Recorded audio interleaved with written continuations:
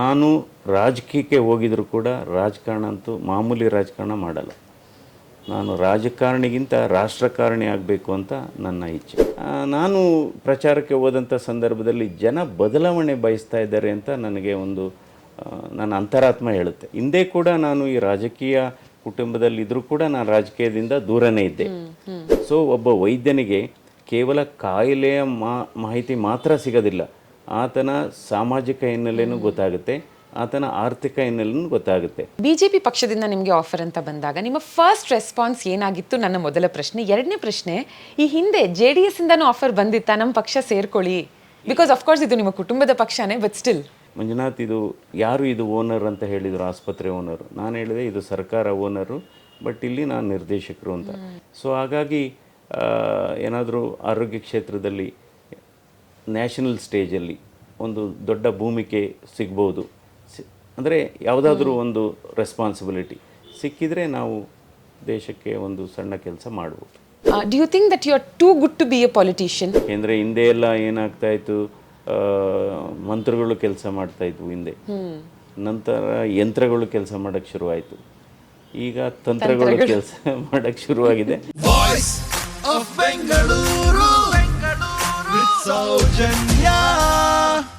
ನನ್ನ ಜೀವನದಲ್ಲಿ if I have manifested something ಅದು ಇದೆ. ಇವರ ಸಂದರ್ಶನ ಮಾಡಬೇಕಂತ ಸಾಕಷ್ಟು ಸಲ ಅಂದ್ಕೊಂಡಿದ್ದೆ, ಪ್ರಯತ್ನ ಕೂಡ ಮಾಡಿದ್ದೆ.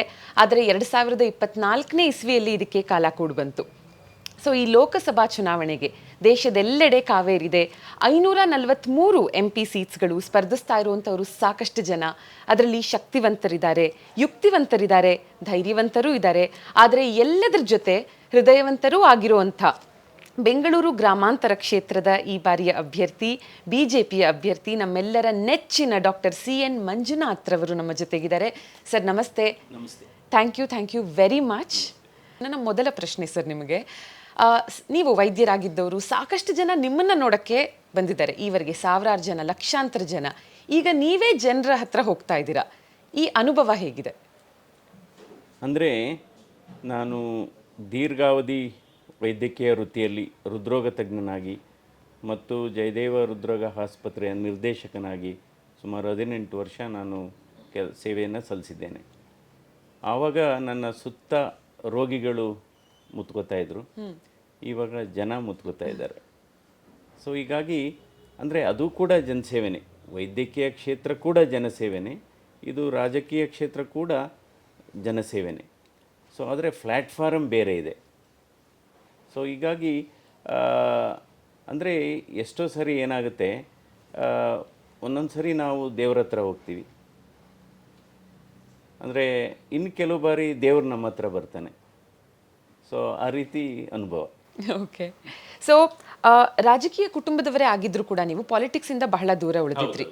ಆಪರೇಷನ್ಸಲ್ಲಿ ಸಿದ್ಧಹಸ್ತರಾಗಿರುವಂಥ ನೀವು ಈ ಪೊಲಿಟಿಕಲ್ ಆಪರೇಷನ್ಸ್ ಅಂದರೆ ರಾಜಕೀಯದ ಆಪರೇಷನ್ಸ್ನಲ್ಲಿ ನಾನು ಸಿದ್ಧಹಸ್ತನಾಗಬಹುದು ಇದೇ ರೀತಿ ಅಂತ ಅನ್ಸುತ್ತಾ ನಿಮಗೆ, ಅಥವಾ ಕಷ್ಟ ಅನ್ಸುತ್ತಾ?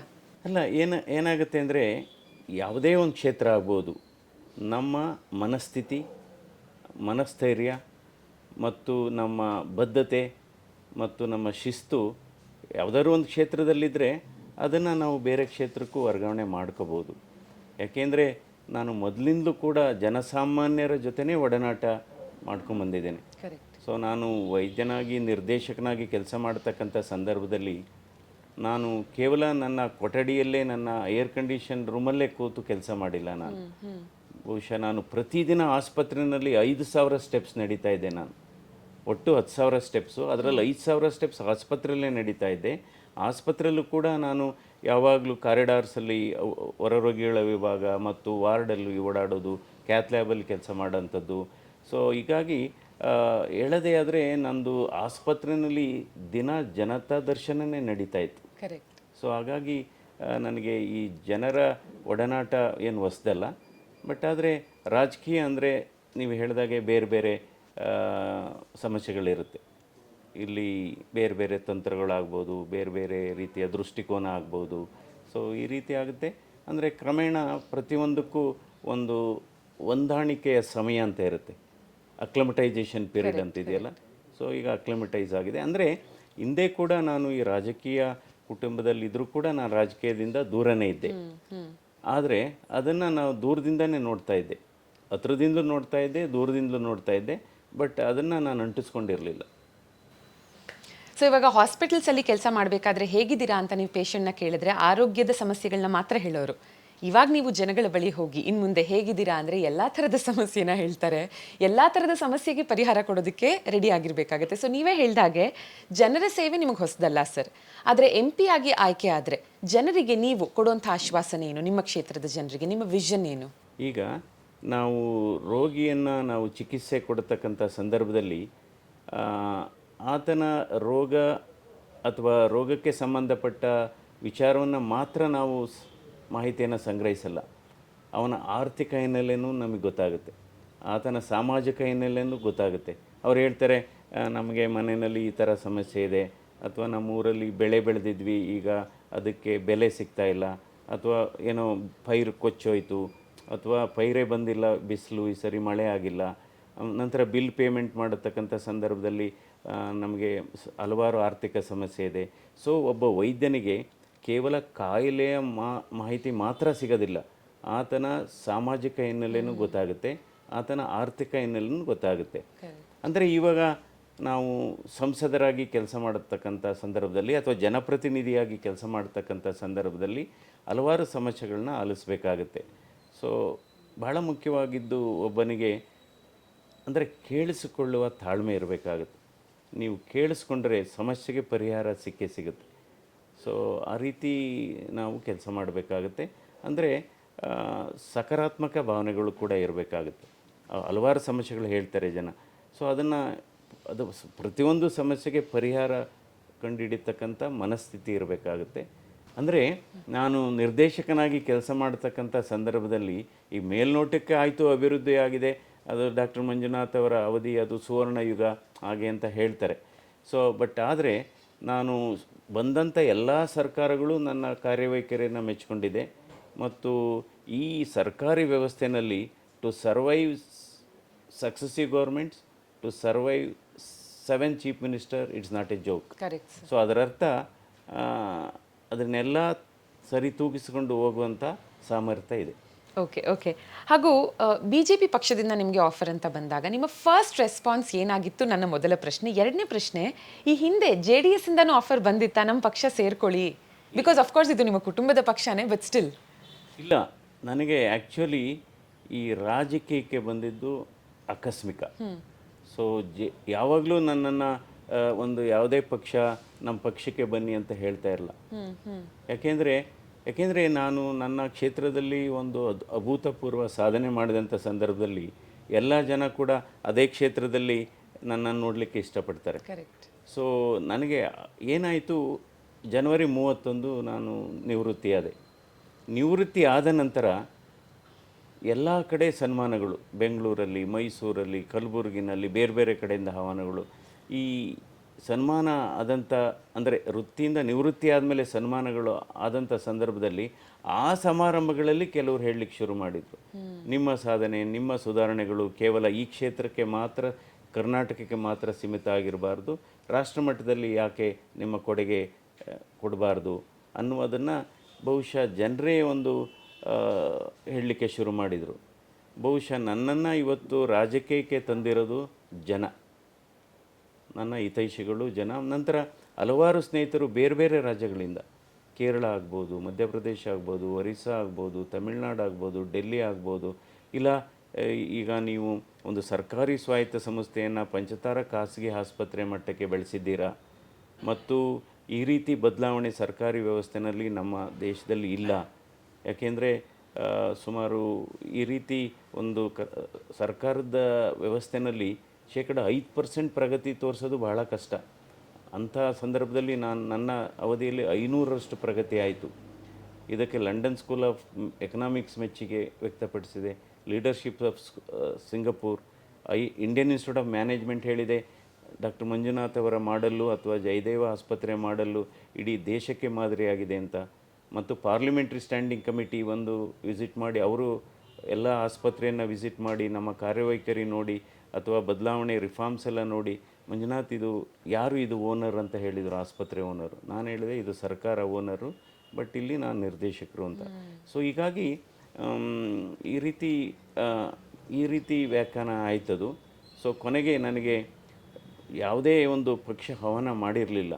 ಸೊ ಹೀಗೆ ಎಲ್ಲ ಬಂದಂಥ ಸಂದರ್ಭದಲ್ಲಿ ಏನಾಯಿತು, ಬಿ ಜೆ ಪಿ ಪಕ್ಷದಿಂದ ನಮ್ಮ ಕುಮಾರಸ್ವಾಮಿಯವರ ಮೇಲೆ ಒತ್ತಡ ಹಾಕಿದರು. ಡಾಕ್ಟರ್ ಮಂಜುನಾಥ್ ಅವ್ರನ್ನ ರಾಜಕೀಯಕ್ಕೆ ಕರ್ಕೊಳ್ಳಿ, ಅವ್ರನ್ನ ಲೋಕಸಭೆಗೆ ನಿಲ್ಲಿಸಿ ಅಂತ. ಆಗ ಇದು ಸಂಕ್ರಮಣ ಕಾಲ ಅಂತ ಹೇಳ್ತೀವಿ ನೋಡಿ, ಟ್ರಾನ್ಸಿಷನ್, ಋತು ಬದಲಾವಣೆ. ಅದು ಟಫ್ ಕಾಲೇ. ನನಗೂ ಇಷ್ಟ ಇರಲಿಲ್ಲ, ನಮ್ಮ ಮನೆಯವ್ರಿಗಂತೂ, ನಮ್ಮ ಶ್ರೀಮತಿಯವ್ರಿಗೆ, ನಮ್ಮ ಮಕ್ಕಳಿಗೆ ಬೇಡ, ಯಾಕೆ ಬೇಕು ನಮಗೆ ಇದೆಲ್ಲ, ಏನಕ್ಕೆ ಬೇಕು, ಹಾಗೆ ಹೀಗೆ ಅಂತ. ಸೊ ಯಾವುದಕ್ಕೂ ಒಂದು ಸಮಯ is the greatest, time is the greatest healer. So ಈಗ ಅದಕ್ಕೆ ಈಗ ಫುಲ್ಲು ಧುಮುಕಿದ್ದೀವಿ, ಅದರಲ್ಲಿ ಕೆಲಸ ಮಾಡ್ತಾಯಿದ್ದೀವಿ. ಸೊ ನನಗೂ ಇವಾಗ ಈ ಕ್ಷೇತ್ರದಲ್ಲಿ, ಯಾಕೆಂದರೆ ಸನ್ಮಾನ್ಯ ನರೇಂದ್ರ ಮೋದಿಯವರ ಆಡಳಿತ ಮತ್ತು ಅವರ ಕಾರ್ಯವೈಖರಿ ಹೇಗಿದೆ ಅಂದರೆ, ಯಾವುದಾದ್ರೂ ಒಂದು ಕ್ಷೇತ್ರದಲ್ಲಿ ಸಾಧನೆ ಮಾಡಿದಂಥವ್ರಿಗೆ, ಪರಿಣಿತರಿಗೆ ಮತ್ತು ಉತ್ತಮವಾದಂಥ ಕೊಡುಗೆ ಕೊಟ್ಟಂತಹ ವ್ಯಕ್ತಿಗಳಿಗೆ ಮಾನ್ಯತೆ ಕೊಡ್ತಾ ಇದ್ದಾರೆ. ಸೊ ಹಾಗಾಗಿ ಏನಾದರೂ ಆರೋಗ್ಯ ಕ್ಷೇತ್ರದಲ್ಲಿ ನ್ಯಾಷನಲ್ ಸ್ಟೇಜಲ್ಲಿ ಒಂದು ದೊಡ್ಡ ಭೂಮಿಕೆ ಸಿಗ್ಬೋದು, ಅಂದರೆ ಯಾವುದಾದ್ರೂ ಒಂದು ರೆಸ್ಪಾನ್ಸಿಬಿಲಿಟಿ ಸಿಕ್ಕಿದರೆ ನಾವು ದೇಶಕ್ಕೆ ಒಂದು ಸಣ್ಣ ಕೆಲಸ ಮಾಡ್ಬೋದು. ನರೇಂದ್ರ ಮೋದಿಯವರ ಬಗ್ಗೆ ಮಾತಾಡ್ತಾರೆ ಸರ್, ನಮ್ಮ ಸನ್ಮಾನ್ಯ ಪ್ರಧಾನಮಂತ್ರಿಗಳ ನಾಯಕತ್ವದ ಬಗ್ಗೆ ನೀವು ಮಾತಾಡ್ತಾ, ಒಂದು ಸಾಕಷ್ಟು ಜನ ಏನು ಹೇಳ್ತಾರೆ, ಅವರ ಐಡಿಯಾಲಜೀಸ್ ನಮ್ಮ ಐಡಿಯಾಲಜೀಸ್ ಜೊತೆ ಮ್ಯಾಚ್ ಆಗುತ್ತೆ ಅನ್ನೋ ಕಾರಣಕ್ಕೆ, ಆ ವೇವ್ ಲೆಂತ್ ಮ್ಯಾಚ್ ಆಗುತ್ತೆ ಅನ್ನೋ ಕಾರಣಕ್ಕೆ ಒಂದು ಕೈ ಜೋಡಿಸಿರುವಂಥದ್ದು. ನೀವು ಸರ್, ನಿಮ್ಮ ಐಡಿಯಾಲಜಿ ಕೂಡ ಅವರ ಐಡಿಯಾಲಜೀಸ್ ಜೊತೆ it goes hand in hand ಅಂತ ಅನ್ಸುತ್ತಾ ನಿಮಗೆ? ಅಲ್ಲ, ಹೌದು. ಸಿದ್ಧಾಂತಗಳು ಅಲ್ಲ, ಅಂದರೆ ಏನಾಗಿದೆ, is recognising the achievers, is recognising the ಎಕ್ಸ್ಪರ್ಟೈಸ್ನೇ ರೆಕಗ್ನೈಸ್ ಮಾಡ್ತಾ ಇದ್ದಾರೆ. ಸೊ ಹಾಗಾಗಿ ಈ ಸ್ಪರ್ಧೆ ಮಾಡ್ತಾ ಇದ್ದೇನೆ. ಅಂದರೆ ನಾನು ರಾಜಕೀಯಕ್ಕೆ ಹೋಗಿಲ್ಲ, ಬಟ್ ರಾಜಕೀಯ ನನ್ನನ್ನು ಕರ್ಕೊಂಡಿದೆ. ನಾನು ರಾಜಕೀಯಕ್ಕೆ ಹೋಗಿದರೂ ಕೂಡ ರಾಜಕಾರಣ ಅಂತೂ ಮಾಮೂಲಿ ರಾಜಕಾರಣ ಮಾಡಲ್ಲ. ನಾನು ರಾಜಕಾರಣಿಗಿಂತ ರಾಷ್ಟ್ರಕಾರಣಿ ಆಗಬೇಕು ಅಂತ ನನ್ನ ಇಚ್ಛೆ. ಇವಾಗ ನನ್ನ ನೆಕ್ಸ್ಟ್ ಕ್ವೆಶ್ಚನ್ ಅದೇ ಆಗಿತ್ತು. Do you think that you are too good to be a politician? ಯಾಕೆ ಅಂದರೆ, ಪೊಲಿಟಿಷಿಯನ್ ಅಂದಾಗ, ಇವಾಗ ಪಾಲಿಟಿಕ್ಸ್ ಅಂದ್ರೇ, ಆಫೀಸ್ ಪಾಲಿಟಿಕ್ಸ್ ಅಂದರೆ there is no good meaning for that. ಮನೇಲಿ ಒಂದು ಪಾಲಿಟಿಕ್ಸ್ ಅಂದರೆ there is no good meaning for that. Politics ಅಂದ್ರೇ ದೆರ್ ಇಸ್ ನೋ, ಇವಾಗ ಪಾಲಿಟಿಕ್ಸ್ ಅನ್ನೋ ಪದ ನಾವು ಬಳಸೋದೇ ಎಲ್ಲಿ ಕಾನ್ಫ್ಲಿಕ್ಟ್ಸ್ ಇರುತ್ತೆ ಅಲ್ಲಿ. Do you think you are too good to be a politician? ಅಲ್ಲ, ಅಂದರೆ ಏನಾಗುತ್ತೆ, ಅಲ್ಲ, ಪಾಲಿಟಿಕ್ಸಲ್ಲಿ ಇದ್ರೂ ಕೂಡ ಕಾಂಟ್ರವರ್ಸೀಸ್ನೇ ಮಾಡಬೇಕು ಅಂತಿಲ್ಲ. ಸೊ ಕಾಂಟ್ರವರ್ಸೀಸ್ ಇದ್ದಾಗಲೂ ಕೂಡ ಅದನ್ನು ನಾವು ಬೇರೆ ರೀತಿ ಅದನ್ನು ಮಾಡಿಫೈ ಮಾಡ್ಕೋಬೋದು. ಅಂದರೆ ಈಗ ನೋಡಿ, ನಾಲಿಗೆಯಲ್ಲಿ ಅಮೃತನೂ ಇದೆ, ವಿಷನೂ ಇದೆ ನಾಲಿಗೆಯಲ್ಲಿ. ಕರೆಕ್ಟ್. ಸೊ ನಾವು ಅಮೃತದ ಕಡೆ ಹೋಗೋಣ. ಸೊ ಯಾಕೆಂದರೆ ಈಗ ಟೀಕೆಗಳು ಸಾಯುತ್ತವೆ, ನನ್ನ ಅರ್ಥದಲ್ಲಿ ಟೀಕೆಗಳು ಸಾಯುತ್ತವೆ, ಅದರ ಸಾಧನೆಗಳು ಜೀವಂತವಾಗಿರುತ್ತೆ. Very well set sir. ನಮಗೆಲ್ಲ ಗ್ರೋಯಿಂಗ್ ಅಪ್ ಇಯರ್ಸಲ್ಲಿ ಯಾರಿಗೆ ನಾವು ವೋಟ್ ಮಾಡಬೇಕು ಅಂತಂದಾಗ ಎಜುಕೇಟೆಡ್ ಆಗಿರಬೇಕು, ಸಜ್ಜನ ವ್ಯಕ್ತಿ ಆಗಿರಬೇಕು, ಜನರಿಗೆ ಸ್ಪಂದಿಸಬೇಕು ಅಂತ ಹೇಳ್ಕೊಡೋರು, ನಿಮ್ಮಲ್ಲಿ ಆ ಮೂವರನ್ನು ನಾವು ನೋಡಬಹುದು ಫಾರ್ ಶೋರ್. ಜೊತೆಗೆ ಬೆಂಗಳೂರು ಗ್ರಾಮಾಂತರ ಕ್ಷೇತ್ರದಿಂದ ಏನು ಸ್ಪರ್ಧಿಸ್ತಾ ಇದ್ದೀರಾ ನೀವು, ನನಗನ್ಸೋ ಪ್ರಕಾರ ಇದು ಬರೀ ನಮ್ಮ ರಾಜ್ಯದಲ್ಲಿ ಮಾತ್ರ ಅಲ್ಲ, ಇಡೀ ರಾಷ್ಟ್ರದಲ್ಲೇ one of the most sought after fight ಅಂತ ಹೇಳಬಹುದು. S, exactly. ಸೊ ಎಲ್ಲರೂ ತಿಳ್ಕೊಳ್ಳೋದಕ್ಕೆ ಕಾಯ್ತಾ ಇರೋದು ಈ ಕ್ಷೇತ್ರದ ರಿಸಲ್ಟ್ ಏನಾಗುತ್ತೆ ಅಂತ. ನಿಮಗಿದು ಪ್ರೆಷರೈಸಿಂಗ್ ಅನ್ಸತ್ತಾ, ಅಥವಾ ಡು ಯು ಲವ್ ಚಾಲೆಂಜಸ್? ನನಗೆ actually I am enjoying this. Okay. So ಕೆಲವರೆಲ್ಲ ಹೇಳ್ತಾರೆ, ಈಗ ನಾನು ಪ್ರಚಾರಕ್ಕೆ ಹೋದಂಥ ಸಂದರ್ಭದಲ್ಲಿ ಏನು ರಿಲ್ಯಾಕ್ಸ್ಡ್ ಆಗಿದ್ದೀರಲ್ಲ ಅಂತ. ಸೊ ನನಗೇನಂತ ಅನಿಸುತ್ತೆ ಅಂದರೆ, ಇವಾಗ ನೀವು ಚುನಾವಣೆ ಮ್ಯಾಥಮೆಟಿಕ್ಸ್ ತಗೊಳ್ಳಿ. ಈಗ 2019 JDS ವಾಸ್ ವಿತ್ ಕಾಂಗ್ರೆಸ್. ಆವಾಗ BJP ಏಕಾಂಗಿಗೆ ಸ್ಪರ್ಧೆ ಮಾಡಿದೆ. ಆ ಸಂದರ್ಭದಲ್ಲಿ BJP 6.25 ಲಕ್ಷ ಓಟ್ ತೊಗೊಂಡಿದೆ. ಸೊ ಇವಾಗ JDS BJP ಜೊತೆ ಇದೆ. ಸೊ ಹಾಗಾದರೆ ನಾವು ಗಣಿತ ಲೆಕ್ಕದ ಪ್ರಕಾರ ನಾವು ಮುಂದಿದ್ದೇವೆ. ಕರೆಕ್ಟ್. ಬಟ್ ಕೆಮಿಸ್ಟ್ರಿ ತಗೊಂಡ್ರೆ ಅದು ಪ್ರಚಾರದ ವೇಳೆ ಏನಾಗಿದೆ ಅಂದರೆ, ನನಗೆ ಸಿಗತಕ್ಕಂಥ ಒಂದು ರೆಸ್ಪಾನ್ಸ್, ಪಾಸಿಟಿವ್ ರೆಸ್ಪಾನ್ಸು, ಜನ ಓದ್ ಕಡೆ ಎಲ್ಲ ತುಂಬ ಪ್ರೀತಿಯಿಂದ ನಮ್ಮನ್ನು ಸ್ವಾಗತಿಸ್ತಾರೆ. ನೀವು ನಿಂತಿದ್ದು ಒಳ್ಳೆಯದಾಯಿತು. ಕೆಲವರಂತೂ ನೀವೆಲ್ಲಿ ಬ್ಯಾಕೌಟ್ ಆಗ್ತಿರೋ ಅನ್ನುವ ನಮಗೆ ಆತಂಕ ಇತ್ತು. ಆ ರೀತಿ ಅನ್ನೋದ್ರಿಂದ ನನಗಂತೂ ಒಂದು ವಿಶ್ವಾಸ ಇದೆ. ಯಾಕೆಂದರೆ ಡೆಫಿನೆಟಾಗಿ ಈ election it's not an easy game. ಯಾಕೆಂದರೆ ಬೇರೆ ಬೇರೆ ಥರ ಇದೆ. ಯಾಕೆಂದರೆ ಹಿಂದೆ ಎಲ್ಲ ಏನಾಗ್ತಾಯಿತ್ತು, ಮಂತ್ರಗಳು ಕೆಲಸ ಮಾಡ್ತಾಯಿದ್ವು ಹಿಂದೆ. ನಂತರ ಯಂತ್ರಗಳು ಕೆಲಸ ಮಾಡೋಕ್ಕೆ ಶುರುವಾಯಿತು. ಈಗ ತಂತ್ರಗಳು ಕೆಲಸ ಮಾಡೋಕ್ಕೆ ಶುರುವಾಗಿದೆ. ಬಟ್ ಎನಿವೆ, ಬಟ್ ನನ್ನ ಜೊತೆಗೇನಾಗಿದೆ, ಇಲ್ಲಿ JDS ಮತ್ತು BJP ಒಗ್ಗಟ್ಟಾಗಿ ಕೆಲಸ ಮಾಡ್ತಾ ಇದ್ದಾರೆ. ಇದರಲ್ಲಿ ದೊಡ್ಡ ದೊಡ್ಡ ನಾಯಕರ ಸಹಕಾರ ಕೂಡ ಇದೆ. ಇಲ್ಲಿ ನರೇಂದ್ರ ಮೋದಿಯವರ ಚಾರಿಷ್ಮಾ ಆಗ್ಬೋದು, ಅವರ ವರ್ಚಸ್ಸು ಆಗ್ಬೋದು. ಯಾಕೆಂದರೆ ಈಗ ನಮ್ಮ ದೇಶದಲ್ಲಿ ಒಂದು ಕೂಗಿದೆ, ಅವರನ್ನು 3ನೇ ಬಾರಿ ಪ್ರಧಾನಮಂತ್ರಿ ಮಾಡಬೇಕು ಅಂತ. ನಂತರ ಮಾಜಿ ಪ್ರಧಾನಮಂತ್ರಿಗಳಾದಂಥ HD ದೇವೇಗೌಡರ ವರ್ಚಸ್ಸು, ಅವರು ಹಿಂದೆ ಮಾಡಿದಂಥ ಹಲವಾರು ಈಗ ಬೆಂಗಳೂರು ಗ್ರಾಮಾಂತರಕ್ಕೆ, ಯಾಕೆಂದರೆ ಅವರು ಸ್ಪರ್ಧೆ ಮಾಡಿದ್ರು, ಇಲ್ಲಿ ತುಂಬ ಅದ್ಭುತವಾದಂಥ ಕೆಲಸ ಮಾಡಿದ್ದಾರೆ. ಮೊನ್ನೆ ಹೇಳ್ತಾಯಿದ್ರು, ಕನಕಪುರದಲ್ಲಿ 1983ನೇ ಇಸ್ವಿನಲ್ಲಿ 6 ತಿಂಗಳಲ್ಲಿ 7 ಕೆರೆಗಳನ್ನು ಮಾಡಿದ್ವಿ. ಎಷ್ಟು ಬ್ರಿಡ್ಜಸ್ ಕಟ್ಟಿದ್ದೀನಿ, ಎಷ್ಟು ಇದು ಕಟ್ಟಿದ್ದೀನಿ, ಅವರೇ ಹೇಳ್ತಾ ಇದ್ರು. ಹಾಗಾಗಿ ಸೊ ನಂತರ ಕುಮಾರಸ್ವಾಮಿಯವರು ಕೂಡ ರಾಮನಗರ ಜಿಲ್ಲೆಯನ್ನು ಪ್ರತಿನಿಧಿಸಿದರು. ಅವ್ರ ಕಾಲದಲ್ಲಿ ಜಿಲ್ಲೆ ಆಯಿತು. ಸೊ ಹೀಗಾಗಿ ನಂತರ ಯಡಿಯೂರಪ್ಪನವರ ಆಡಳಿತದಲ್ಲೂ ಕೂಡ ಸುಮಾರು ಕೆಲಸಗಳಾಗಿದೆ. ಸೊ ಇವೆಲ್ಲ ಸೇರಿಕೊಂಡು ನನಗೆ ಅನುಕೂಲ ಆಗ್ತಾ ಇದೆ ಅಂತ ಅನಿಸುತ್ತೆ. ಅಂದರೆ ಒಂದು ಗೆಲುವಿನ ವಿಶ್ವಾಸ ಇದೆ. ಆಲ್ಸೋ ಸರ್, ನಿಮ್ಮ ಪೇಷಂಟ್ಸ್ ದೇಶದೆಲ್ಲೆಡೆಯಿಂದ ಬಂದಿರ್ತಾರೆ ನಿಮ್ಮ ಹತ್ರ ಟ್ರೀಟ್ಮೆಂಟ್ ತಗೊಳ್ಳೋದಕ್ಕೆ. ಬಟ್ ದೆನ್ ಬೆಂಗಳೂರು ಗ್ರಾಮಾಂತರ ಅಂತ ತಗೊಳ್ತಾ ಕೂಡ ಸಾಕಷ್ಟು ವೋಟರ್ಸ್, ಇವಾಗಿನ ವೋಟರ್ಸ್ ನಿಮ್ಮ ಪೇಷಂಟ್ಸ್ ಆಗಿರ್ತಾರೆ ಫಾರ್ ಶೋರ್. ಅವರೆಲ್ಲ ಪಕ್ಕಾ ನಿಮಗೆ ವೋಟ್ ಮಾಡ್ತಾರೆ ನನ್ನ ಪ್ರಕಾರದಲ್ಲಿ. ಅವರಲ್ಲದೆ ಅವರನ್ನು ಹೊರತುಪಡಿಸಿ ಬೇರೆಯವ್ರಿಗೆ ನಿಮ್ಮ ಮನವಿ ಏನು? ಇಲ್ಲ, ಇವಾಗ ನಾನು ಪ್ರಚಾರಕ್ಕೆ ಹೋದಂಥ ಸಂದರ್ಭದಲ್ಲಿ ನೀವು ಯಾವುದೇ ಊರಿಗೆ ಹೋಗಿ, ಸೊ ಈ ಕ್ಯಾಂಪೇನ್ಗೆ ಹೋದಂಥ ಸಂದರ್ಭದಲ್ಲಿ ಮಿನಿಮಮ್ 10ರಿಂದ 15 ಜನ ಇದು ರೋಗಿಗಳು ನಮ್ಮ ಸಂಸ್ಥೆಯಿಂದ ಚಿಕಿತ್ಸೆ ಪಡೆದವರಿದ್ದಾರೆ. ಸೊ ಆ ಗ್ರ್ಯಾಟಿಟ್ಯೂಡ್ ಫ್ಯಾಕ್ಟ್ರ್ ತುಂಬ ಇದೆ. ಆ ಗ್ರ್ಯಾಟಿಟ್ಯೂಡ್ ಅಂದರೆ ಅದು ಒಂದೇ ಎಲೆಕ್ಷನ್ನಲ್ಲಿ ಗೆಲುವಿಗೆ ನಾಂದಿ ಆಗೋದಿಲ್ಲ. ಅದು ಒಂದು ಫ್ಯಾಕ್ಟರು, ಅದು ಒಂದು ಜನರಲ್ಲಿ ಒಂದು ಉತ್ಸಾಹ. ಸೊ ಆ ರೀತಿ ಇದೆ.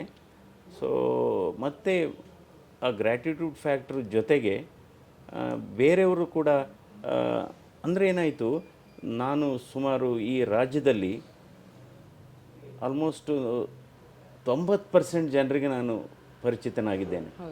ಹೇಗೆ ಪರಿಚಿತನಾಗಿದ್ದೇನೆ ಅಂದರೆ, ಒಂದು ಅಫ್ಕೋರ್ಸ್ ನಾವು ಹೃದ್ರೋಗ ಕ್ಷೇತ್ರದಲ್ಲಿ ನಮ್ಮ ಹೃದಯ ಚಿಕಿತ್ಸೆ ಅದು ಒಂದು ಭಾಗ. ಎರಡನೇದೇನಾಯಿತು, ಕೋವಿಡ್ ಸಂದರ್ಭದಲ್ಲಿ ನಾನು ನಿರಂತರವಾಗಿ ಜನರಿಗೆ ನಾನು ಸಂದರ್ಶನ ಕೊಡ್ತಾಯಿದ್ದೆ, TV ಮೂಲಕ ಕೊಡ್ತಾಯಿದ್ದೆ. ಯಾಕೆಂದರೆ ಆವಾಗ ಬಹಳ ಕಾತುರದಿಂದ ಆತಂಕದಿಂದ ಕಾಯ್ತಾ ಇರೋರು. ಆಗ TV ಮಾಧ್ಯಮಗಳ ಮೂಲಕ ನಾವು ಜನರಿಗೆ ಕೋವಿಡ್ ಬಗ್ಗೆ ಮಾಹಿತಿ ಕೊಡುವಂಥದ್ದು, ಕೋವಿಡ್ ಚಿಕಿತ್ಸೆ ಬಗ್ಗೆ ಜಾಗೃತಿ ಗೊಳಿಸೋಂಥದ್ದು, ಲಸಿಕೆ ಬಗ್ಗೆ ಮಾಹಿತಿ ಕೊಡ್ತಾ ಇರೋದು. ಹಾಗಾಗಿ ನಾನು ಇವನ್ನು ಈಗ ಲೋಕಸಭೆಗೆ ಸ್ಪರ್ಧೆ ಮಾಡೋದಕ್ಕೆ ಮೊದಲು ಕೂಡ ಎಲ್ಲೋದ್ರೂ ಕೂಡ ಜನ ನನ್ನನ್ನು ಗುರುತಿಸ್ತಾ ಇದ್ದರು. ಸೊ ಹಾಗಾಗಿ ನನಗೆ ಆ ರೀತಿ ಏನು ಸಮಸ್ಯೆ ಏನಿಲ್ಲ. ಬಟ್ ಜನರಲ್ಲಿ ಖುಷಿ ಇದೆ. ನಾನು ಪ್ರಚಾರಕ್ಕೆ ಹೋದಂಥ ಸಂದರ್ಭದಲ್ಲಿ ಜನ ಬದಲಾವಣೆ ಬಯಸ್ತಾ ಇದ್ದಾರೆ ಅಂತ ನನಗೆ ಒಂದು ನನ್ನ ಅಂತರಾತ್ಮ ಹೇಳುತ್ತೆ. Sir, on a lighter note, ನೀವು ಹೊರಗೆ ಹೋದಾಗ ಅದು ಪ್ರಚಾರಕ್ಕಿರಬಹುದು ಅಥವಾ ಹಾಗೆ ಸುಮ್ಮನೆ ಕ್ಯಾಶುಯಲಿ ಎಷ್ಟು ಜನ ಬಂದು ಅವರ ಹೆಲ್ತ್ ಇಶ್ಯೂಸ್ನ ನಿಮ್ಮ ಹತ್ರ ಡಿಸ್ಕಸ್ ಮಾಡ್ತಾರೆ? ಡಾಕ್ಟರ್ ಹಿಂಗಾಗಿದೆ, ಎದೆ ಲೆಫ್ಟ್ ಸೈಡ್ ಪೇನ್ ಆಗ್ತಿದೆ, ಏನು ಮಾಡಬೇಕು? ಈ ಥರದ casual questions which needs to be asked in a closed atmosphere. ಅಂದರೆ ಆ ರೀತಿ ಕೇಳ್ದೆ, ಯಾಕೆಂದರೆ ತುಂಬ ರಶ್ ಇರುತ್ತೆ, ಒಬ್ಬರ ಮೇಲೊಬ್ಬರು ಮುಗಿ ಬೀಳ್ತಾ ಇದೆ. ಇವತ್ತೇನಾಗಿದೆ, ಈ ಮೊಬೈಲ್ ಫೋನ್ ಬಂದು ಈ ಪ್ರಚಾರ ಬಹಳ ಕಾಂಪ್ಲಿಕೇಟ್ ಆಗ್ತಾ ಇದೆ. ಸೊ ಹೋದ ಕಡೆ ಎಲ್ಲ ಇದು ಸೆಲ್ಫಿ ತಗೋಬೇಕು, ಫೋಟೋ ತಗೋಬೇಕು, ಹಾಗೆ ಹೀಗೆ ಅಂತ ಹೇಳ್ತಾರೆ. ಬಟ್ ಜಾಸ್ತಿ ನನಗೆ ಸಂಪರ್ಕ ಆಗ್ತಾ ಇರೋದು ಅಂದರೆ, ನಾವು ಚಿಕಿತ್ಸೆ ಕೊಟ್ಟಂಥ ರೋಗಿಗಳು ಅವರು ಒಂಥರ ಖುಷಿಯಿಂದ ಹೇಳ್ಕೊತಾರೆ. ಅವ್ರಿಗೇನೋ ಒಂದು ಇದು, ನೀವು ನಮ್ಮ ಮನೆ ಬಾಗಿಲಿಗೆ ಬಂದಿದ್ದೀರಾ, ಹಾಗೆ ಹೀಗೆ ಅಂತ. ಬಟ್ ಕಾಯಿಲೆ ಬಗ್ಗೆ ಹೇಳ್ಕೊಳ್ಳಿಕ್ಕೆ ಅವ್ರಿಗೆ ಮನಸ್ಸಿದ್ರೂ ಅವ್ರಿಗೆ ಅದು ಅವಕಾಶ ಸಿಗ್ತಾ ಇಲ್ಲ. ಕರೆಕ್ಟ್. ಅವಕಾಶ ಸಿಗ್ತಾ ಇಲ್ಲ. ಸರ್, ಇವಾಗ ಜಯದೇವ ಹೃದ್ರೋಗ ಸಂಸ್ಥೆ ಇದು ಇಡೀ ದೇಶ ತಿರುಗಿ ನೋಡೋ ಹಾಗೆ ಮಾಡಿದ್ರಿ ನೀವು ಈ ಸಂಸ್ಥೆಯನ್ನು ನಿರ್ದೇಶಕರಾಗಿ. ಬೆಂಗಳೂರು ಗ್ರಾಮಾಂತರ ಏನು ಸ್ಪರ್ಧಿಸ್ತಾ ಇದ್ದೀರಾ ನೀವು ಲೋಕಸಭಾ ಕ್ಯಾಂಡಿಡೇಟ್ ಆಗಿ, ಇಲ್ಲಿ ನಿಮ್ಮನ್ನು ಜನ ಗೆಲ್ಸಿದ್ರೆ ಈ ಕಾನ್ಸ್ಟಿಟ್ಯೂನ್ಸಿನ ಕೂಡ ಇಡೀ ದೇಶ ತಿರುಗಿ ನೋಡೋ ಹಾಗೆ ನೀವು ಮಾಡ್ತೀರಾ ಅಂತ ನಾವು ಕನಸು ಕಟ್ಕೋಬಹುದಾ? ಅಲ್ಲ, ಡೆಫಿನೆಟಾಗಿ ಒಂದು ಅಂದರೆ ಒಂದು ಡೆವಲಪ್ಮೆಂಟ್, ಯಾಕೆಂದರೆ ಮೈ ಇಂಟೆನ್ಷನ್ಸ್ ಆರ್ ವೆರಿ ಕ್ಲಿಯರ್. ಅಂದರೆ ಅವಕಾಶ ಸಿಕ್ಕಿದರೆ ಅದನ್ನು ಎಲ್ಲ ರೀತಿಯ ಸರ್ವಾಂಗೀಣ ಅಭಿವೃದ್ಧಿಗೆ ಮಾಡೋಣ. ಯಾಕೆಂದರೆ ಒಂದು ಶಿಕ್ಷಣ ಆಗ್ಬೋದು, ಇನ್ನೊಂದು ಆರೋಗ್ಯ ಕ್ಷೇತ್ರ ಆಗ್ಬೋದು, ಇನ್ನೊಂದು ಮೂಲಭೂತ ಸೌಕರ್ಯ, ಇನ್ನೊಂದು ಕೃಷಿ. ಈಗ ಈ ಭಾಗದಲ್ಲಿ ಈಗಾಗಲೇ ಎಲ್ಲರೂ ಗೊತ್ತಿರೋ ಹಾಗೆ ರೇಷ್ಮೆ ಬೆಳೆಗಾರರಿದ್ದಾರೆ. ಸೊ ಅವರಿಗೆ ಯಾವ ರೀತಿ ಪ್ರೋತ್ಸಾಹ ಕೊಡ್ಬೋದು, ಏನಾದರೂ ಪ್ರೋತ್ಸಾಹ ಧನ ಕೊಡಲಿಕ್ಕೆ ಸಾಧ್ಯವ, ನಂತರ ಹೊಸ ಟೆಕ್ನಾಲಜಿ ಯಾವ ರೀತಿ ಅಡಾಪ್ಟ್ ಮಾಡ್ಬೋದು, ಅವ್ರಿಗೊಂದು ಅಂತಾರಾಷ್ಟ್ರೀಯ ಮಾರ್ಕೆಟನ್ನು ಯಾವ ರೀತಿ ಕ್ರಿಯೇಟ್ ಮಾಡ್ಬೋದು, ಆ ರೀತಿ. ನಂತರ ಅಂಡರ್ ಸ್ಮಾರ್ಟ್ ಸಿಟಿ ಪ್ರಾಜೆಕ್ಟ್, ಇವಾಗ ಮೋದಿಯವರ ಸರ್ಕಾರದಲ್ಲಿ ಕೆಲವು ಜಿಲ್ಲೆಗಳನ್ನ ಸ್ಮಾರ್ಟ್ ಸಿಟಿ ಪ್ರಾಜೆಕ್ಟ್ ಆಗಿ ಇನ್ಕ್ಲೂಡ್ ಮಾಡ್ತಾ ಇದ್ದಾರೆ. ಸ್ಮಾರ್ಟ್ ಸಿಟಿ ಪ್ರಾಜೆಕ್ಟ್ ಆದರೆ ನಾವು ಅಲ್ಲಿ ಮೂಲಭೂತ ಸೌಕರ್ಯ ಈಗ ಆಲ್ರೆಡಿ ತುಮಕೂರು, ಹುಬ್ಳಿ, ಧಾರವಾಡ ಕೆಲವೆಲ್ಲ ಸ್ಮಾರ್ಟ್ ಸಿಟಿ ಪ್ರಾಜೆಕ್ಟಲ್ಲಿ ಡೆವಲಪ್ ಮಾಡಿದ್ದಾರೆ. ಸೊ ಆವಾಗ ಏನಾಗುತ್ತೆ, ಅದರಲ್ಲಿ ಎಲ್ಲ ಮಾಡ್ಬೋದು, ಪ್ಲೇಗ್ರೌಂಡ್ ಮಾಡ್ಬೋದು, ಪಾರ್ಕ್ಸ್ ಮಾಡ್ಬೋದು, ಲೇಕ್ಸ್ ಡೆವಲಪ್ ಮಾಡ್ಬೋದು, ದೆನ್ ಇನ್ಫ್ರಾಸ್ಟ್ರಕ್ಚರ್ ಡೆವಲಪ್ ಮಾಡ್ಬೋದು, ದೆನ್ ಹೆಲ್ತ್ ಫೆಸಿಲಿಟೀಸ್ ಡೆವಲಪ್ ಮಾಡ್ಬೋದು. ಸೊ ಆ ರೀತಿ ಮಾಡ್ಬೋದಾಗುತ್ತೆ. ಸೊ ನಂತರ ಡ್ರಿಂಕಿಂಗ್ ವಾಟರ್ ಪ್ರಾಬ್ಲಮ್ ಬಹಳ ಇದೆ. ನಂತರ ಅಲ್ಲಿ ಇನ್ನೊಂದು ಡ್ರಿಂಕಿಂಗ್ ವಾಟರ್ ಮೇಕೆದಾಟು ಪ್ರಾಜೆಕ್ಟ್ ಅಂತ ಬರ್ತಾ ಇದೆ. ಅದು ಹಲವಾರು ಸಮಸ್ಯೆಗಳಲ್ಲಿ ಇದೆ ಇನ್ನೂ. ಸೊ ಅದನ್ನು ಒಮ್ಮತವಾಗಿ ನಾವು ಮಾಡಬೇಕಾಗುತ್ತೆ. ಅದರಲ್ಲಿ ರಾಜಕೀಯ ಇಲ್ಲ. When it comes to Mekedatu project, ಎಲ್ಲರೂ ಯುನೈಟೆಡಾಗಿ ಫೈಟ್ ಮಾಡಿ ಅದನ್ನು ಯಾವ ರೀತಿ ಕಾರ್ಯರೂಪಕ್ಕೆ ತರ್ಬೋದು ಆ ರೀತಿ ಕೆಲಸ ಮಾಡಬೇಕಾಗುತ್ತೆ. ನಂತರ ಟ್ರಾಮಾ ಕೇರ್ ಸೆಂಟರ್ ಬಗ್ಗೆ ನಾವು ಹೇಳಿದ್ದೇವೆ. ಆಯುಷ್ಮಾನ್ ಭಾರತ್ ಯೋಜನೆನ ಯಾವ ರೀತಿ ಸಬಲೀಕರಣ ಮಾಡ್ಬೋದು, ಸ್ಟ್ರೆಂಥನ್ ಮಾಡ್ಬೋದು. ನಂತರ ನನ್ನ ಅರ್ಥದಲ್ಲಿ ಒಬ್ಬ ಲೋಕಸಭಾ ಸದಸ್ಯನ ಜವಾಬ್ದಾರಿ ಪ್ರಾಥಮಿಕವಾಗಿ ಅಫ್ಕೋರ್ಸ್ ಮೇಯ್ನಾಗಿ ಆ ಕ್ಷೇತ್ರದ ಸಮಸ್ಯೆಗಳಿಗೆ ಸ್ಪಂದಿಸಬೇಕು, ಅದನ್ನು ಎಲ್ಲ ಮಾಡಬೇಕಾಗುತ್ತೆ. ಬಟ್ ಅಷ್ಟಕ್ಕೆ ಅವನ ಜವಾಬ್ದಾರಿ ಮುಗಿಯಲ್ಲ. ಒಬ್ಬ ಲೋಕಸಭಾ ಸದಸ್ಯನ ಜವಾಬ್ದಾರಿ ನಾನು ಅಂದ್ಕೊಂಡಿರೋದು it is beyond his constituency. ರಾಜ್ಯದ ಸಮಸ್ಯೆಗಳೇನಾದ್ರು ಇದ್ದರೆ ಅದನ್ನು ಅಡ್ರೆಸ್ ಮಾಡಬೇಕಾಗುತ್ತೆ. ರಾಷ್ಟ್ರದ ಸಮಸ್ಯೆಗಳಿದ್ದರೆ ಅದನ್ನು ಕೂಡ ಅದ್ರ ಬಗ್ಗೆನೂ ಕೂಡ ಗಮನ ಹರಿಸಬೇಕಾಗುತ್ತೆ. ಸೊ ನೀವು ರಾಷ್ಟ್ರದ ಸಮಸ್ಯೆಗಳ ಬಗ್ಗೆ ಗಮನ ಹರಿಸೋದ್ರ ಬಗ್ಗೆ ಏನು ಮಾತಾಡ್ತಿದ್ದೀರಾ, ಜನರ ಆಸೆ ಏನು ಅಂತ ನಾನು ತಿಳ್ಕೊಂಡಿದ್ದೀನಿ. ನೀವು ಚುನಾವಣೆಯನ್ನು ಗೆದ್ದರೆ ನೀವು ಆರೋಗ್ಯ ಸಚಿವರಾಗಬೇಕು ಅಂತ ಸಾಕಷ್ಟು ಜನ ಆಸೆ ವ್ಯಕ್ತಪಡಿಸ್ತಾ ಇದ್ದಾರೆ. ಇದಕ್ಕೇನು ಹೇಳ್ತೀರಾ ಸರ್ ನೀವು? ಅಲ್ಲ, ಅದೇನಾಗುತ್ತೆ, ಯಾವುದೇ ಒಂದು ವೃತ್ತಿಯಲ್ಲಿ ಒಂದು ತುಂಬ ಹೆಸರು ಮಾಡಿದರೆ ಅಥವಾ ನಿಮ್ಮ ರೆಪ್ಯುಟೇಷನ್ ಬಿಲ್ಡಪ್ ಮಾಡಿದರೆ ಅದನ್ನು ನಿರೀಕ್ಷೆ ಮಾಡ್ತಾರೆ. ಸೊ ಅದು ಈಗ ಫಸ್ಟ್ ಹರ್ಡ್ಲಿರೋದು MP ಆಗಬೇಕು. ಆರೋಗ್ಯ ಸಚಿವರು ಆದರೆ ಅಂದರೆ ಹಲವಾರು ಬದಲಾವಣೆಯನ್ನು ತರ್ಬೋದು. ಈಗೇನಾಗಿದೆ, ಕೇವಲ ಆಸ್ಪತ್ರೆಗಳು ಅಂದರೆ ಏನಾಗುತ್ತೆ, ಕೇವಲ ಕಟ್ಟಡಗಳಿಂದ ಉಪಕರಣಗಳಿಂದ ಮಾತ್ರ ಚಿಕಿತ್ಸೆ ಕೊಡಲಿಕ್ಕಾಗೋದಿಲ್ಲ. ಅಲ್ಲಿ ಕೆಲಸ ಮಾಡತಕ್ಕಂಥ ವಾತಾವರಣ ಇರಬೇಕು. Most burning problem of our Indian health sector ಅಂದರೆ ಅಲ್ಲಿ ಶಾರ್ಟೇಜ್ ಆಫ್ ಸ್ಟಾಫ್ ಇದೆ. ನೀವು ಹೆಚ್ಚು ಮ್ಯಾನ್ ಪವರ್ ಕೊಡಬೇಕು, ಡಾಕ್ಟರ್ಸು, ನರ್ಸಸ್ಸು, ಅಥವಾ ಇದು ಅದು ನಿರ್ವಹಣೆ ಬಹಳ ಮುಖ್ಯ. ಈಗ ಅನುದಾನ ಅಂತೀವಲ್ಲ, ಆಯಿತು ಅನುದಾನ ಬೇಕು, ಬಟ್ ಅನುದಾನದಿಂದನೇ ಅದರ ಅನುದಾನ ಎಷ್ಟು ಸಮರ್ಪಕವಾಗಿ ಇದು ಉಪಯೋಗ ಆಗುತ್ತೆ ಅದು ಮುಖ್ಯ. ಈಗ 300 crore ಪ್ರಾಜೆಕ್ಟ್ ಅದು ಸಂಪೂರ್ಣವಾಗಿ ಸರಿಯಾಗಿ ಪಾರದರ್ಶಕವಾಗಿ ಅದು ಉಪಯೋಗ ಆಗಬೇಕು. ಅದಕ್ಕೋಸ್ಕರ ಅನುದಾನ ಎಷ್ಟು ಮುಖ್ಯನೋ ಅನುಷ್ಠಾನನೂ ಅಷ್ಟೇ ಮುಖ್ಯ. ಅನುಷ್ಠಾನದ ಜೊತೆಗೆ ನಿರ್ವಹಣೆ ಕೂಡ ಮುಖ್ಯ. ಆಮೇಲೆ ಕೆಲವು ಪ್ರೊಸೆಸ್ ಸರಳೀಕರಣ ಮಾಡಬೇಕಾಗುತ್ತೆ. ಇವತ್ತು ಆಯಿತು ಕಂಪ್ಯೂಟರ್ ಇವತ್ತು ಏನಂತ ಗಣಕೀಕರಣ ಅಂತ ಹೇಳ್ತೀವಿ, ಬಟ್ ಸರಳೀಕರಣ ಬಹಳ ಮುಖ್ಯವಾದದ್ದು. ಆ ಥರ ಮಾಡಬೇಕಾಗುತ್ತೆ. ನಂತರ ಈ ಆಯುಷ್ಮಾನ್ ಭಾರತ್ ಸ್ಕೀಮ್ನ ಸ್ಟ್ರೆಂಥನ್ ಮಾಡಬೇಕಾಗುತ್ತೆ. ಮತ್ತು ಹಲವಾರು ಪ್ರೈಮರಿ ಹೆಲ್ತ್ ಕೇರು, ನಂತರ ಇದು ಕಮ್ಯುನಿಟಿ ಹೆಲ್ತ್ ಸೆಂಟರ್ನ ಸ್ಟ್ರೆಂಥನ್ ಮಾಡಬೇಕಾಗುತ್ತೆ. ಅದು ಬಹಳ ಮುಖ್ಯವಾದದ್ದು. ನಂತರ ಇವಾಗ ಏಮ್ಸ್ ಇವೆಲ್ಲ ಇದೆ, ಅದನ್ನು ಯಾವ ರೀತಿ ಸ್ಟ್ರೆಂಥನ್ ಮಾಡಬೇಕು. ಅಂದರೆ ಒಂದು ಅಧಿಕಾರ ಆಸ್ಪತ್ರೆ ವ್ಯವಸ್ಥೆಯನ್ನು ಕೂಡ ವಿಕೇಂದ್ರೀಕರಣ ಆಗಬೇಕು. ಸೆಂಟ್ರಲೈಸ್ ಆದರೆ ಪ್ರಯೋಜನ ಆಗೋದಿಲ್ಲ. Decentralisation and some limited delegation of power to the institute heads, ಆವಾಗ ಆ ರೀತಿ ಇಂಪ್ರೂವ್ ಮಾಡಬೇಕಾಗುತ್ತೆ. ಓಕೆ, ನಿಮ್ಮನ್ನು ನಾವು ಹೆಲ್ತ್ ಮಿನಿಸ್ಟರ್ ಆಗಿ ನೋಡೋದಕ್ಕೆ ಇಷ್ಟಪಡ್ತೀವಿ. How about you sir? ಅಲ್ಲ ಎನಿವೆ ಈಗ ನನಗೇನಾಗಿದೆ, ಈಗ ನಾನೇನು ಜಯದೇವ ಆಸ್ಪತ್ರೆ ನಿರ್ದೇಶಕನಾಗ್ತೀನಿ ಅಂತ ನಾನೇನು ಅಂದ್ಕೊಂಡಿರಲಿಲ್ಲ.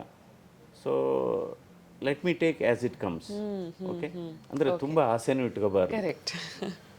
ಬಟ್ ಏನು ಗೊತ್ತಾ ಸರ್, ರಿಟೈರ್ಮೆಂಟ್ ಅಂತಿದ್ದ ಹಾಗೆ ಮನ್ಸಿಗೆ ಫಸ್ಟ್ ಬರೋದು ಓಕೆ ಇವಾಗ ಇನ್ನು ರೆಸ್ಟ್ ಮಾಡಬಹುದು ಅಂತ. ನೀವು ಒಂದು ಸಂದರ್ಶನದಲ್ಲಿ ಹೇಳಿದ್ದನ್ನು ನಾನು ನೋಡಿದ್ದೆ, ಫ್ಯಾಮಿಲಿಗೆ ಟೈಮೇ ಕೊಡೋಕ್ಕಾಗ್ತಿರ್ಲಿಲ್ಲ ನಾನು ವೈದ್ಯನಾಗಿ ಅಂತ. ಇವಾಗ ಪಾಲಿಟಿಕ್ಸಿಗೆ ಎಂಟರ್ ಆಗಿದ್ದೀರಾ, ಇದ್ದಿದ್ದು ಟೈಮ್ ಕೊಡೋಕ್ಕಾಗಲ್ಲ ಫ್ಯಾಮಿಲಿಗೆ. ಇದ್ರ ಬಗ್ಗೆ ನಿಮ್ಮ ಶ್ರೀಮತಿಯವ್ರು ಏನು ಹೇಳ್ತಾರೆ ಸರ್? ಅಲ್ಲ ಈಗ ಏನಾಯಿತು ಅಂದರೆ, ಅಂದರೆ ರಿಟೈರ್ಮೆಂಟ್ ಆದಮೇಲೆ ಅಟ್ಲೀಸ್ಟು ಮನೆಯಲ್ಲಿ we can spend more hours with family ಅಂತ ಅಂದ್ಕೊಂಡಿದ್ವಿ.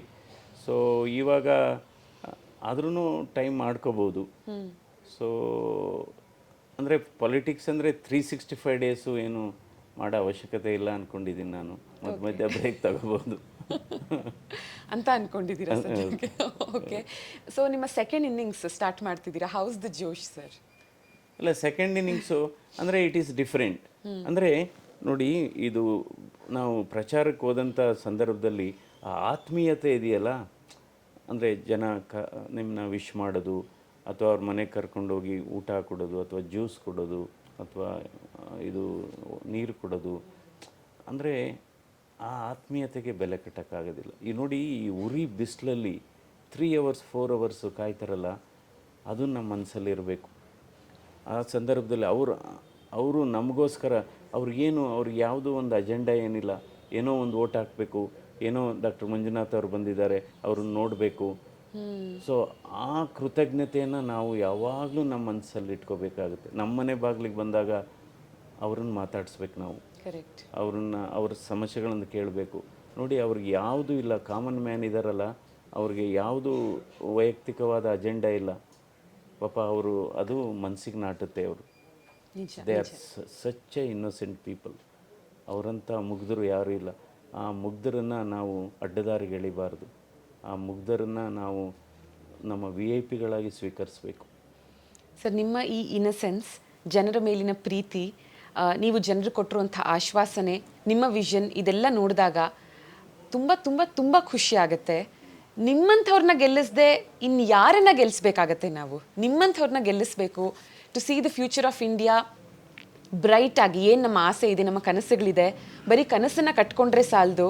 ಆ ಕನಸನ್ನು ನನಸು ಮಾಡೋದಕ್ಕೆ ನಿಮ್ಮಂಥವ್ರು ನಿಂತಿರೋದ್ರಿಂದ ಹೋಗಿ ನಾವು ವೋಟ್ ಮಾಡಬೇಕು, ವೋಟಿಂಗ್ ಪರ್ಸೆಂಟೇಜ್ ಇಂಪ್ರೂವ್ ಆಗಬೇಕು.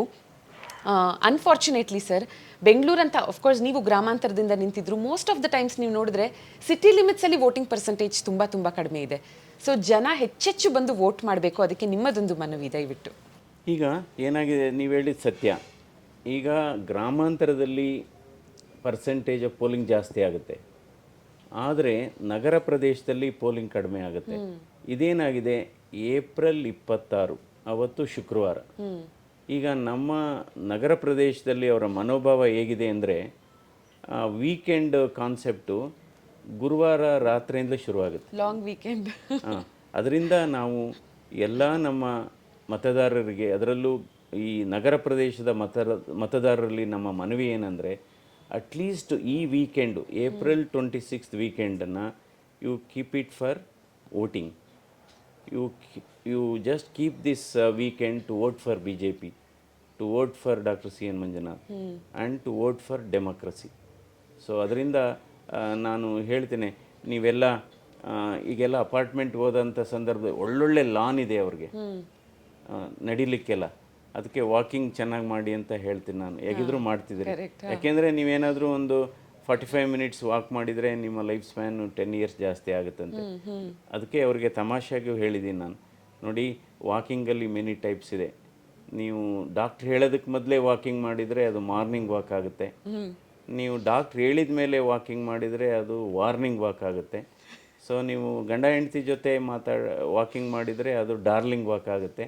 ಅಟ್ಲೀಸ್ಟ್ ಏಪ್ರಿಲ್ 26 ನಿಮ್ಮ ಡಾರ್ಲಿಂಗ್ ವಾಕ್ ಥರನೇ ಹೋಗಿ ನೀವು ಬೂತ್ಗೆ ವಾಕ್ ಮಾಡ್ಕೊಂಡು ಹೋಗಿ ವೋಟ್ ಮಾಡಿ. ಬಟ್ ವೋಟ್ ಪರ್ಸೆಂಟೇಜು ಜಾಸ್ತಿ ಆಗಬೇಕು.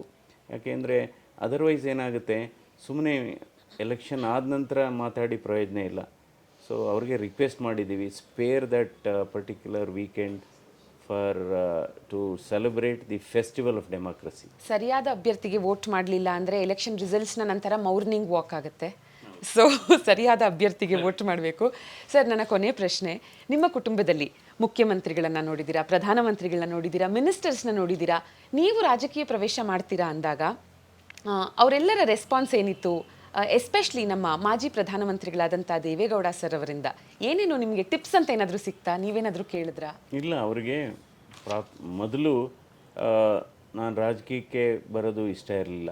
ಅಂದರೆ ಅವ್ರಿಗೇನು ಅಂದರೆ ಇದು ಏನಾಗಿದೆ ಅಂದರೆ ನಾನು ಈ ಕ್ಷೇತ್ರದಲ್ಲಿ ತುಂಬ ಹೆಸರು ಮಾಡಿರೋದ್ರಿಂದ ಅವರು ಅದಕ್ಕೇ ಅಯ್ಯೋ ಯಾಕೆ ಬರೋದು ಆ ರೀತಿ ಅಂದ್ಕೊಂಡಿದ್ದಾರೆ. ಅಂದರೆ ನಮ್ಮ ಮೇಲೆ ಇರತಕ್ಕಂಥ ಪ್ರೀತಿ, ನಮ್ಮ ಮೇಲೆ ಇರತಕ್ಕಂಥ ಅಭಿಮಾನ ಮತ್ತು ಈ ಕ್ಷೇತ್ರದಲ್ಲಿ ಮಾಡಿರ್ತಕ್ಕಂಥ ಸಾಧನೆ ಅಂದ್ಕೊಂಡಿದ್ರು. ನಂತರ ಸ್ವಲ್ಪ ಅವರು ಒಂದು 2 ವೀಕ್ಸ್ ಆದಮೇಲೆ ಈಗ ಎಲ್ಲರೂ, ಕೆಲವು ನಾಯಕರು ಅವ್ರ ಜೊತೆ ಮಾತಾಡಿದ್ದಾರೆ, ಕೆಲವರು ಜನರೆಲ್ಲ ಮಾತಾಡಿದ್ದಾರೆ. ನಂತರ ಅವ್ರು ಒಪ್ಕೊಂಡ್ರು. ಸೊ ಪ್ರಾರಂಭದಲ್ಲಿ ಎಲ್ಲರದ್ದು ಕೂಡ ರೆಸಿಸ್ಟೆನ್ಸ್ ಇತ್ತು. ರೆಸಿಸ್ಟೆನ್ಸ್ ಅನ್ನೋದಕ್ಕಿಂತ ಈ ಕ್ಷೇತ್ರ ಏನಕ್ಕೆ ಬೇಕು ಬೇಡ ಅನ್ನೋದ್ರ ಬಗ್ಗೆ. ಅದು ನಮ್ಮ ಸನ್ಮಾನ್ಯ ಮಾಜಿ ಪ್ರಧಾನಮಂತ್ರಿಗಳು, ಆಮೇಲೆ ನಮ್ಮ ಶ್ರೀಮತಿಯವ್ರದ್ದು ಅಷ್ಟೇ, ನಮ್ಮ ಮಕ್ಕಳದು ಕೂಡ ರೆಸಿಸ್ಟೆನ್ಸ್ ಇತ್ತು. ನಂತರ ಎಲ್ಲ ಸರ್, ಒಬ್ಬ ಒಳ್ಳೆ ವ್ಯಕ್ತಿ ನಮಗೆ ದಾರಿ ತೋರಿಸ್ಬೇಕಿತ್ತು. ಪಾಲಿಟಿಕ್ಸಲ್ಲೂ ಹೀಗಿರಬಹುದು, ಹೀಗಿದ್ದು ನಾನು ಕೆಲಸ ಮಾಡಬಹುದು, ಪಾಲಿಟಿಕ್ಸ್ ಮಾಡ್ದಿರಾ ನಾನು ಉತ್ತಮ ಕೆಲಸಗಳನ್ನ ಮಾಡಬಹುದು ಅಂತ.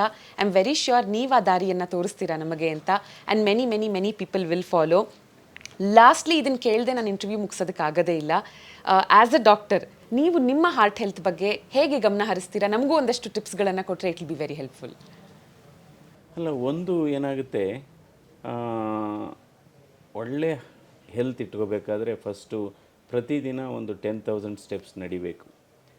ಅಂದರೆ ಈ ಅಲ್ಲದ ಔಷಧಿಗಳಿದೆ, ಅದನ್ನು ಪಾಲನೆ ಮಾಡಬೇಕು. ಅಲ್ಲದ ಔಷಧಿಗಳು.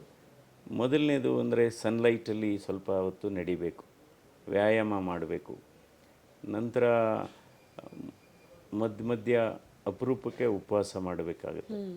ನಂತರ ನಿದ್ರೆ ಮಾಡಬೇಕು. ಆ್ಯಕ್ಚುಲಿ ನಿದ್ರೆ ನನಗಷ್ಟು ಬರ್ತಾ ಇಲ್ಲ, ಅಂದರೆ ಈಗಲ್ಲ, ಮೊದಲಿಂದಲೂ ಅಷ್ಟೇ. ಅಂದರೆ ಜನರಲ್ಲಾಗಿ ನಿದ್ರೆ ಇರಬೇಕಾಗುತ್ತೆ. ನಂತರ ನಗು ಅನ್ನೋದಿರಬೇಕು. ನಗು ಅನ್ನೋದು ಬಹಳ ಮುಖ್ಯವಾದದ್ದು. ನಂತರ ಕುಟುಂಬ ಸದಸ್ಯರೊಡನೆ ಹೆಚ್ಚು ಕಾಲ ಕಳಿಬೇಕಾಗುತ್ತೆ ಸ್ವಲ್ಪ. ನಂತರ ಗೆಳೆತನ ಅನ್ನೋದು ಕೂಡ ಅಲ್ಲದ ಔಷಧಿ. ಯಾರಿಗೆ ಉತ್ತಮ ಗೆಳೆಯರ ಬಳಗ ಇರುತ್ತೆ, ಅವ್ರ ಹೆಲ್ತ್ ಚೆನ್ನಾಗಿರುತ್ತೆ. ನಂತರ ಮೆಡಿಟೇಷನ್ನು, ಅದು ಅಲ್ಲದ ಔಷಧಿ. ಯೋಗ. ನಂತರ ಬೇರೆಯವ್ರ ಬಗ್ಗೆ ಒಳ್ಳೆಯದನ್ನು ಮಾತನಾಡುವಂಥದ್ದು, ಕೋಪ ಮಾಡಿಕೊಳ್ಳದೆ ಇರೋದು, ತಾಳ್ಮೆ. ಸೊ ಹೀಗಾಗಿ ಇವನ್ನೆಲ್ಲ ಪಾಲನೆ ಮಾಡ್ಕೊಬರ್ಬೇಕಾಗತ್ತೆ. ನಂತರ ಈ ಅತಿಯಾಸೆ ಇದ್ದರೂ ಕೂಡ ಅದು ಒಂದು ಹೊಸ ತಂಬಾಕು ಇದ್ದಂಗೆ, ಹೊಸ ಧೂಮಪಾನ, ಅತಿಯಾಸೆ. ಸೊ ನೆಮ್ಮದಿ ಇರಬೇಕಾಗುತ್ತೆ. ಅಂದರೆ ಏನಾಗುತ್ತೆ ಅಂದರೆ, ಈಗ ನಮ್ಮ ಹತ್ರ ಏನಿದೆ ಅದನ್ನು ನೋಡಿ ನಾವು ಖುಷಿ ಪಡಬೇಕು, ಇಲ್ಲದೇ ಇರೋದ್ರ ಬಗ್ಗೆ ಯೋಚನೆ ಮಾಡಬಾರ್ದು. ಸೊ ಅಂದರೆ ತರಕಾರಿ ಹಣ್ಣುಗಳು ತಿನ್ನಬೇಕಾಗುತ್ತೆ. ಅಂದರೆ 5 ಅಂಶವನ್ನು ನಾವು, ಲೋವರ್ ಇಸ್ ಬೆಟರ್ ಅಂತ, 5 ಅಂಶಗಳನ್ನು ನಾವು ಆದಷ್ಟು ಕಡಿಮೆ ಇಟ್ಕೋಬೇಕು. ಒಂದು ಬ್ಲಡ್ ಪ್ರೆಷರು, ಇನ್ನೊಂದು ಬ್ಲಡ್ ಶುಗರು, ಇನ್ನೊಂದು ಬ್ಲಡ್ ಕೊಲೆಸ್ಟ್ರಾಲು, 4ನೇದು ಶರೀರದ ತೂಕ, ಸೊಂಟದ ಸುತ್ತಳತೆ, 5ನೇದು ಅತಿಯಾಸೆ. ಸೊ ಹೀಗಾಗಿ ಆರೋಗ್ಯವನ್ನು ಕಾಪಾಡ್ಕೋಬೇಕಾಗತ್ತೆ. ಅಂದರೆ ಆದಷ್ಟು ಈ ಕೋಪ ಒಳ್ಳೆಯದಲ್ಲ, ಕೋಪ ಮಾಡ್ಕೋಬಾರ್ದು. ಸೊ ಈ ರೀತಿ ನಾವು ಜೀವನವನ್ನು ಅಳವಡಿಸ್ಕೊಂಡು, ಐ ಲೈಕ್ ದ ಟರ್ಮ್ ಔಷಧವಲ್ಲದ ಔಷಧಿ. ಬೆಂಗಳೂರಿನ ಗ್ರಾಮಾಂತರ ಜನತೆಗೆ ಸರ್, ರಾಮರಾಜ್ಯದ ದಿನಗಳು ತುಂಬ ಹತ್ತಿರ ಇದೆ ಅಂತ ನಿಮಗನ್ಸತ್ತಾ? ಗೆಲುವಿನ ರಣಕಹಳೆ ಊದೋದಕ್ಕೆ ತಾವು ಸಿದ್ಧವಾಗಿದ್ದೀರಾ ಸರ್? ಇಲ್ಲ, ಇವಾಗ ನಾನು ಪ್ರಚಾರ ಮಾಡಿದಂಥ ಸಂದರ್ಭದಲ್ಲಿ ಒಳ್ಳೆಯ ಸ್ಪಂದನೆ ಸಿಗ್ತಾ ಇದೆ. ಸೊ ಅದರಿಂದ ನನಗೆ ಗೆಲುವಿನ ವಿಶ್ವಾಸ ಇದೆ. Sir, thank you so much ನಿಮ್ಮ ಸಮಯ ನಮಗೆ ಕೊಟ್ಟಿದ್ದಕ್ಕೆ. ಕ್ರಮ ಸಂಖ್ಯೆ 1 ಜನ ನೆನ್ಪಿಟ್ಕೋಬೇಕು. ಸೊ ಯಾವ ಹೆಸರು, ಇದು ಏನು ನೋಡೋದು ಬೇಕಾಗಿಲ್ಲ. ಟಾಪ್ 1ನಲ್ಲಿ ಏನು ಡಿಸ್ಪ್ಲೇ ಆಗಿರುತ್ತೆ ನಾವು ಅದನ್ನು ಒತ್ತಬೇಕಾಗತ್ತೆ. ಜೊತೆಗೆ ಸಾಕಷ್ಟು ಎಲೆಕ್ಷನ್ಸಲ್ಲಿ ಸರ್ ಏನಾಗುತ್ತೆ, ಒಂದೇ ಹೆಸರಿನ ಒಂದಷ್ಟು ಅಭ್ಯರ್ಥಿಗಳನ್ನು ನಿಲ್ಲಿಸ್ಬಿಡ್ತಾರೆ.